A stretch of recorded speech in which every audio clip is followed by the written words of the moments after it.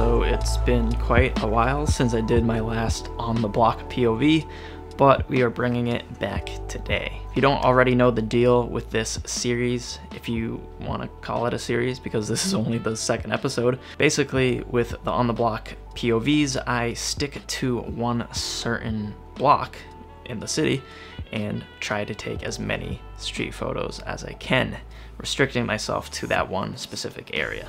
If you haven't seen the first episode, I shot around in Chinatown and I actually had a fair amount of success. I picked a really busy street corner, so that's partly why. So I decided to shoot around World Trade Center, and I specifically picked to shoot in the morning to get the morning commute. But you know, I thought more people would be out and about because, you know, COVID-19 restrictions have been lifted, and, you know, I thought more people would be going to work. That was not the case. So I did kind of cheat, and I expanded my shooting area to maybe 1 or 2 blocks in that, you know, World Trade Center area. And I'm glad I did, because I did end up getting, you know, more shots that I was happy about and, you know, that I could show to you guys in this video. So I'm going to be doing a voiceover on top of it. So without further ado, let's get right into it. Yo, so voiceover Faizal here, and you already know I'm shooting with the Fujifilm X100V. So I think I start off shooting at around f5.6 at 500th of a second. And quick shameless plug, most of these are going to be edited with my own personal Lightroom presets. Alright, not a lot of people here as I would expect.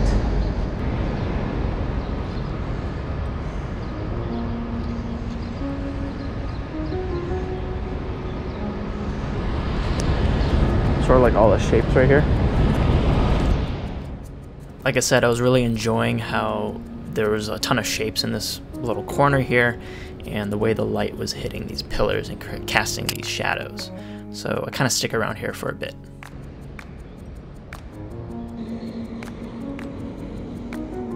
I'm definitely trying to work with this corner a bit and figure out the composition. And I know in the back of my mind that I definitely want someone walking in the frame just to have a little bit of substance. I end up sticking to this composition, and I think it's a good balance of the corner and doesn't get too much of the background in the distance. Something as simple as tilting the camera in the other direction can drastically change the composition, which is kind of what happened here. Now it was just a matter of waiting for someone to walk in the frame.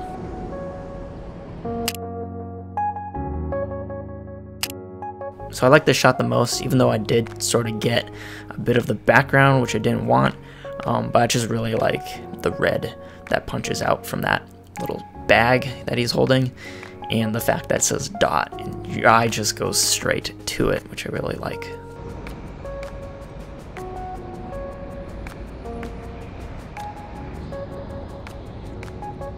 Sort of surveying the area and kind of figuring out where I want to go next. But I do see these shadows, these harsh shadows here at the path station.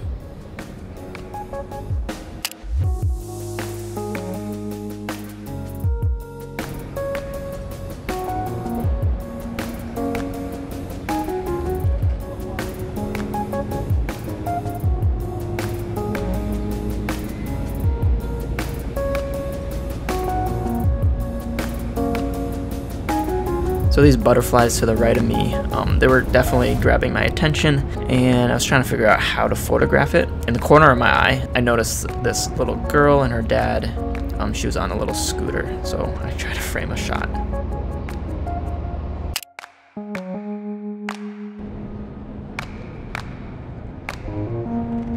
So as I'm walking down this little road, I see that patch of light hitting that building down there, and, you know, automatically I know I want to take a photo in that little spot.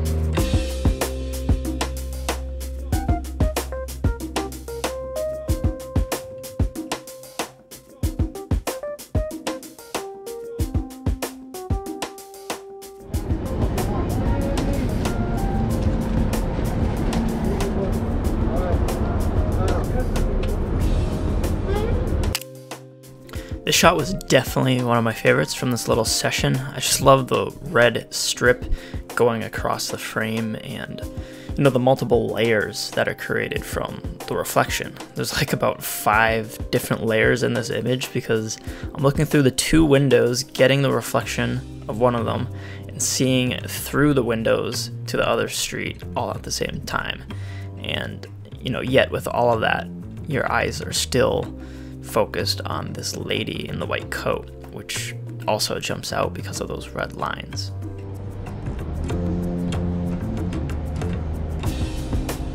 So I do a little sneaky tilt screen action here to go unnoticed.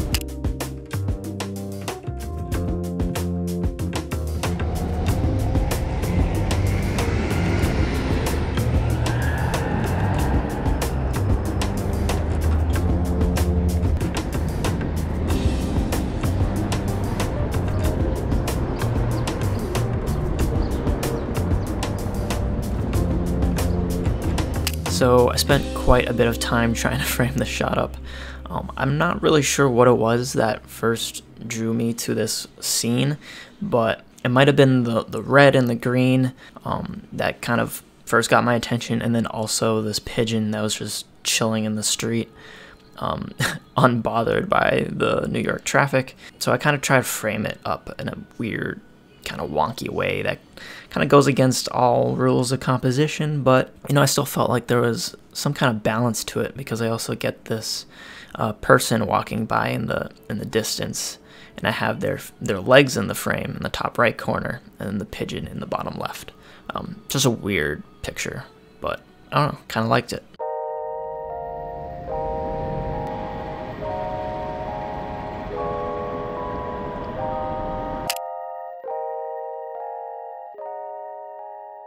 You've probably noticed I've been using the tilt LCD screen a ton in this video, and I honestly think it's one of the best features digital cameras have these days. It's just so useful. You can frame up your shot without, you know, having to bring the camera up to your eye, and when you do that, bringing the camera up to your eye, you raise attention to yourself and kind of screams, I'm taking a photo of you. And, you know, for the kind of photos I want, I don't really want to have that reaction photographed. I kind of want it to be as candid as possible and unaltered as possible. So the back LCD, the tilt screen specifically, definitely helps me achieve that. So of course my GoPro battery dies as I get like my favorite shot from this entire session. You'd think I'd be good at this stuff by now, but anyway, off in the distance you can see this little kid and his mom or grandma, I'm not really sure, but he's walking along the building, and I thought it was a really sweet, pure moment to photograph.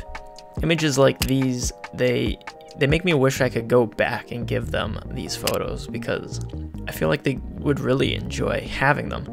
And you know, that's something I want to do personally, but more on this instance, I definitely work the scene a bit. You can see me get a lot closer with each photo, and in my opinion, the photos get better the closer I get. So I have all the photos here laid out, and hopefully this gives you a good idea or kind of drives home the point of how important working the scene is in street photography. You don't want to just wander off and, you know, take one photo and be done with it. If something really interests you or the moment's really interesting, don't be afraid to get closer and take as many photos as you can. I'm glad I did here, and you know, I would say this shot is my favorite. I like this shot the best because you get his little hand up against the building, which I love, and I also love how all the shapes kind of lead you into the frame. You get a good sense of the location, and also this lady in the blue dress walking off in the distance. It kind of looks like he's looking at her. And just the colors too, you get a little bit more color in this shot, which I do like.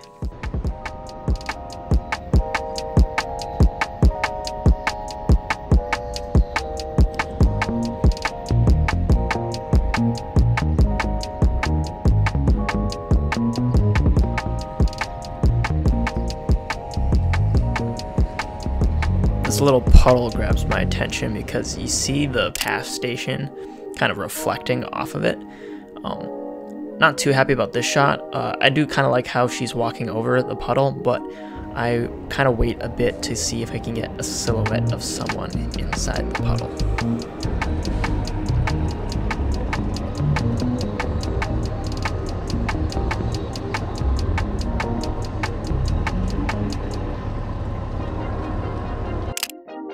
This is exactly what I was trying to get, and I just love the pop of blue that, you know, it's a pretty gray frame, but that blue just pops, and then you also have the guy's silhouette and the reflection of the pass station.